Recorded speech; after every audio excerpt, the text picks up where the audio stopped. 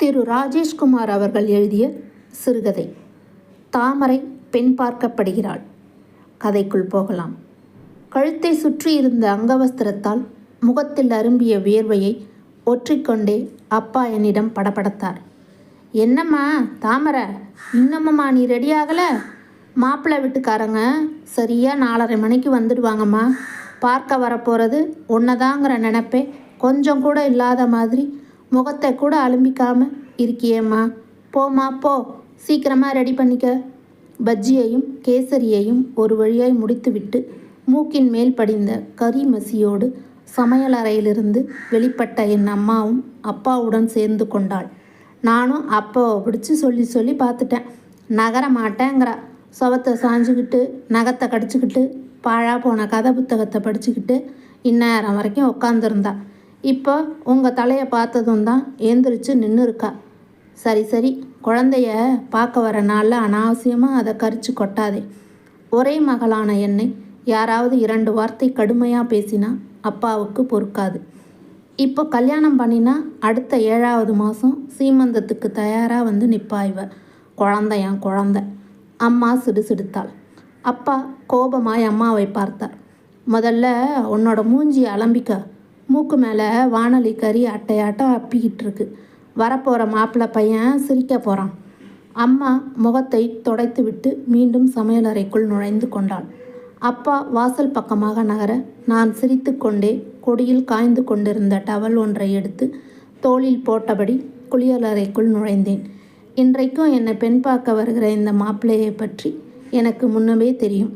வெங்கடேஸ்வரன் என்கிற இந்த மாப்பிள்ளை தான் பக்கத்து தெருவில் இருக்கும் என் தோழி உதயாவை போன மாதம் பெண் பார்த்து விட்டு போய் அவளை பிடிக்கவில்லை என்றும் உதயாவின் தங்கை பிரியாவை பிடித்திருப்பதாகவும் வேண்டுமானால் அவளை கல்யாணம் செய்து கொள்ள விரும்புவதாகவும் கடிதம் போட்டிருந்தார்கள். உதயா பிரியாவை காட்டிலும் அழகில் ஒரு மாற்று குறைவுதான். என்றாலும் பார்ப்பதற்கு இருவரும் லட்சணமாகத்தான் இருந்தார்கள். இருந்தும் என்ன செய்ய, அந்த வெங்கடேஸ்வரன் என்கிற மாப்பிள்ளை தடியனுக்கு பிரியாவைத்தான் பிடித்திருக்கிறதாம். மூத்தவள் இருக்க இளையவளை கல்யாணம் செய்து கொடுக்கும் வழக்கம் எங்கள் குடும்பத்தில் இல்லை என்று உதயாவின் பெற்றோர் உதட்டை பிதுக்கிவிட வேறு எங்கெல்லாமோ படையெடுத்து பெண் பார்த்து யாரையும் பிடிக்காமல் இப்போது என்னை இலக்காக வைத்து கொண்டு வரப்போகிறார்கள். போன வாரம் உதயாவை சந்தித்த போது என்னிடம் நடந்ததையெல்லாம் கூறி அழுது தீர்த்தாள். அவளை அழ வைத்த அந்த வெங்கடேஸ்வரன் இன்றைக்கு என்னை பார்க்க வரப்போகிறான். பொள்ளாச்சி சந்தையில் மாடு பிடிக்கப் போகிறவனுக்கு பெண் பார்க்க போவதாய் சொல்லிக்கொண்டு வீட்டுக்கு வீடு உலா வந்து பொழுதை போக்கி கொண்டிருக்கும் இந்த வெங்கடேஸ்வரனுக்கும் என்ன வித்தியாசம்? ஒரு வழியாய் ஆகாய வர்ண பட்டு புடவையில் அடக்கமாகி அம்மா வைத்துவிட்ட குங்கும பொட்டிலும் சூடிவிட்ட மல்லிகை பந்திலும் செயற்கையாய் வரவழைத்து கொண்ட ஒருவித அடக்கத்திலும் ஒருவனால் நான் பார்க்கப்படுகிற அந்த நிகழ்ச்சிக்கு தயாரானேன்.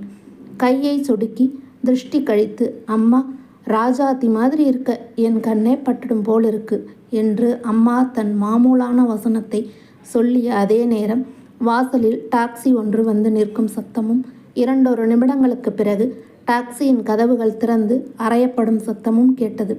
வாங்க வாங்க வாங்க. அப்பா எப்படி இவ்வளோ பவ்யமாக கும்பிடு போட கற்றுக்கொண்டார்? மத்திய சர்க்கார் அலுவலகம் ஒன்றில் ஒரு IAS அதிகாரியின் கீழ் பணிபுரியும் மிடுக்கான அப்பா இப்படி முன்பின் தெரியாதவர்களை தெய்வமாய் பாவித்து கொண்டு சேவிப்பது போல் கைகளை குவிப்பது எனக்கு ஆச்சரியமாக இருந்தது. முகத்தில் இருந்த மலர்ச்சியை குறைய விடாமல் பார்த்து கொண்டார் அப்பா. சொன்னபடி கரெக்டாக 4:30க்கே வந்துட்டீங்களே. I appreciate your punctuality. அப்பா தேவையில்லாமல் ஐஸ் வைத்து பேசினார். சமையல் அறை ஜன்னல் வழியே கழுத்தை எக்கி பார்த்தேன். மாப்பிள்ளை வெங்கடேஸ்வரன் ஃபோட்டோவில் பார்த்த மேனிக்கு பழுதில்லாமல் வாட்ட சாட்டமாய் க்ரீம் கலர் சஃபாரி ட்ரெஸ்ஸில் முகத்தில் பவுடர் பூச்சு கொஞ்சமும் அதிகமாய் தெரிய அசட்டுத்தனமாய் புன்னகைத்தபடி சோஃபா கம்ஃபர்ட்டில் சாய்ந்திருந்தான். எனக்கு மாமனாராக போகும் எண்ணத்தோடு வந்திருந்த மாப்பிள்ளையின் வழுக்கைத்தலை அப்பாவும் மாமியாருக்கே உரித்தான உராங் முகத்தோடு மாப்பிள்ளையின் அம்மாவும் தங்களுடைய இரட்டை நாடி சரீரங்களை எங்கள் வீட்டு தளர்ந்து போன பிரம்பு நாற்காலிகளில் ஆரோகணிக்க வைத்திருந்தார்கள். தலையை குனிஞ்சுக்கோ, போனதும் பெரியவங்களுக்கும் மாப்பிள்ளைக்கும் நமஸ்காரம் செய். மாப்பிள்ளையின் அம்மா ஏதாச்சும் கேட்ட கேள்விக்கு மாத்திரம் வாயை திறந்து அடக்கமாக பதில் சொல்லு. வழக்கமாக எல்லார்கிட்டையும் வாயாடுற மாதிரி அவங்ககிட்டையும் ஆடாத. பாடச் சொன்னால் பிகு பண்ணிக்காம பாடு. சேலை தலைப்பை நல்லா இழுத்து விட்டுக்கோ. அம்மாவின் வாயிலிருந்து சரமாரியான புத்திமதிகளை இடது காதில் வாங்கி வலது காதில் விட்டுக்கொண்டே தாம்பூலத்தட்டோடு மாப்பிள்ளையின் முன்னால் வந்தேன். பொதுவாய் எல்லோருக்கும் சேர்த்து ஒரு சாதா கும்பிடு போட்டேன். மாப்பிள்ளை வெங்கடேஸ்வரன் என்னை இமைக்காமல் பார்ப்பது எனக்கு தெரிந்தது. கொஞ்சமும் கூட லஜ்ஜை இல்லாத பார்வை. அடுத்து சாப்பிட போகும் கோழி எவ்வளவு கிலோ தேரும் என்று பார்ப்பது போல் ஒரு கணிப்பு அந்த பார்வையில் தெரிந்தது. வாம்மா உட்கார். எனக்கு மாமியார் ஆவதற்காக அப்ளிகேஷன் போட வந்த அந்த அம்மாள் என்னை கையை பிடித்து உட்கார வைத்தாள். உட்கார்ந்தேன். உன்னோட பேர் என்னம்மா? அந்த அம்மாள் கேட்டாள். தாமரை. என்ன படிச்சிருக்க? பிஎஸ்சி. தான் பதில் சொல்ல சொல்ல அந்த அம்மாளின் கண்கள் சரசரவென்று என் உடலை மேய ஆரம்பித்தது. காதிலும் மூக்கிலும் கழுத்திலும் இருந்த தங்க சமாச்சாரங்கள் எவ்வளவு தேரும் என்று கணக்கு பார்த்து திருப்தியாய் புன்னகைத்து கொண்டாள். என் அம்மா இருந்த பக்கமாய் திரும்பி சொன்னாள். பொண்ணு எங்களுக்கு ரொம்பவும் பிடித்தம். இதுவரைக்கும் நாங்கள் பெண் பார்க்க போன இடங்கள்லேயே பெண் பிடிச்சிருக்குன்னு உடனே சொல்லிட மாட்டோம். ஊருக்கு போய் கடிதாசி போடுறதாத்தான் சொல்லுவோம். ஆனால் உங்கள் பொண்ணு எங்களை இங்கேயே சம்மதம் சொல்ல வச்சுட்டா. என்னுடைய மாமனார் கைகளில் ஜால்ரா கட்டைகள் இல்லாமலே ஆமாம் ஆமாம் என்று தலையை ஆட்டி தாளம் போட்டார். என்னுடைய அம்மா வாயெல்லாம் பல்லாக சிரிக்க அப்பா தம் முகமெல்லாம் வாயாக பூரித்து போனார். என்னடா வெங்கடேஷ், பொண்ணு உனக்கு பிடிச்சிருக்கா? மாப்பிள்ளையின் அம்மா கண்களை சிமிட்டியபடி தன் மகனை கேட்க, ரொம்ப பெண் பார்த்து பார்த்து பழக்கப்பட்டு போய் புது மனிதர்கள் புது வீடு என்கிற ஒரு இங்கிதம் கூட இல்லாமல் மாப்பிள்ளை ஈ என்று இழிக்க என்னுள் பற்றி எரிந்தது. அம்மா சின்ன பெண்ணாய் ஓடியாடி பரிமாற ஆரம்பித்தாள். விரல் நுனிகளில் கேசரி தட்டை காலி செய்துவிட்டு வெங்காய பஜ்ஜிகளை கெட்டியான தேங்காய் சட்னியில் ஆழமாய் தோய்த்து வாய்க்குள் திணித்து பேஷ் பேஷ் என்று ராக ஆலோபனை செய்து சுட சுட காப்பி துளி துளியாய் வயிற்றுக்குள் இறக்கி கொண்டு வாசனை பார்க்காமலும் ஒரு கவுளி வெற்றிலை கொழுந்துகளாலும் வாயை லிப்ஸ்டிக்காய் சிவக்க வைத்து கொண்டு புறப்பட எழுந்தவர்களை ஒரு நிமிஷம் என்று கூறி நிறுத்தினேன். எல்லோரும் முகம் மாறி திகைத்து போய் என்னை பார்க்க நான் மாப்பிள்ளையின் அம்மாவிடம் கேட்டேன். உங்களுக்கு இவரை தவிர காமேஸ்வரன் என்கிற பேரில் இன்னொரு மகன் இருக்கிறார் இல்லையா? ஆமாம் இருக்கிறான்.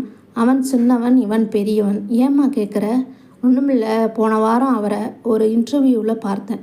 உங்கள் பெரிய மகனை காட்டிலும் சின்ன மகன் கொஞ்சம் நிறம் கூடுதல், சுருண்ட கிராப் இல்லையா? ஆமாம் ஆமாம், எனக்கு அவரை ரொம்பவும் பிடிச்சிருக்கு. உங்களுக்கு ஆட்சேபனை இல்லைன்னா உங்கள் சின்ன மகனுக்கு என்னை பாருங்களேன். தாமரை, என்ன பேச்சு பேசுகிற? அப்பாவின் குரலில் கோபம் வெடிக்க அம்மா பதற்றத்தோடு ஓடி வந்தாள். மிஸ்டர் வெங்கடேஸ்வரன் சார், நீங்கள் மட்டும் ஒரு இடத்துல அக்காவை பெண் பார்க்க போயிட்டு அழகாக இருக்கிற தங்கச்சியை பார்த்த பின்னாடி அவளை கல்யாணம் பண்ணி கொடுக்க முடியுமான்னு கேட்கலாம். அதையே நான் மட்டும் திருப்பி கேட்கக்கூடாதா? தனக்கு வரப்போகிற மனைவி அழகாக இருக்கணும்னு நினைக்க உங்களுக்கு எவ்வளோ உரிமை இருக்கோ அதே மாதிரி எனக்கு வரப்போகிற கணவனும் அழகாக இருக்கணும்னு ஒரு பெண் நினைக்க உரிமை இருக்குது. நீங்கள் அக்காவை பார்த்து விட்டு அழகாக இருக்கிற தங்கச்சி மேலே ஆசைப்பட்டால் இன்னொருத்தி உங்களை தவிர்த்து விட்டு உங்கள் தம்பி மேலே ஆசைப்படக்கூடாதா என்ன? என்னோட பேச்சை கேட்டு உங்களுக்கு ஆத்திரமும் கோபமும் அவமானமும் ஒன்றா கலந்து வரலாம். ஆனால் இதே கோபமும் ஆத்திரமும் அவமானமும் நீங்கள் நிராகரித்த அந்த உதயாவுக்கும் ஏற்பட்டிருக்குங்கிறதை மறந்துடாதீங்க. நான் பேசின இத்தனை பேச்சுக்கு பின்னாடியும் நீங்கள் என்னை கல்யாணம் பண்ணிக்க விரும்புவீங்கன்னு நான் எதிர்பார்க்க மாட்டேன். உங்ககிட்ட ஒரு சின்ன ரெக்வஸ்ட் மட்டும் கேட்கிறேன். கல்யாணமாகாத என்னை மாதிரி இருக்கிற ஆயிரக்கணக்கான பெண்களின் சார்பில் கேட்டுக்கிறேன்.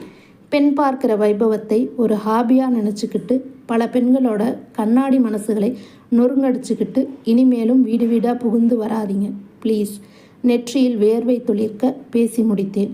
இருண்டு போன முகங்களோடு அவர்கள் டாக்ஸியை நோக்கி நடக்க அம்மாவும் அப்பாவும் பிரமித்து நிற்க நிறைந்து போன மனதோடு நான் என் அலங்காரங்களை களைய ஆரம்பித்தேன்.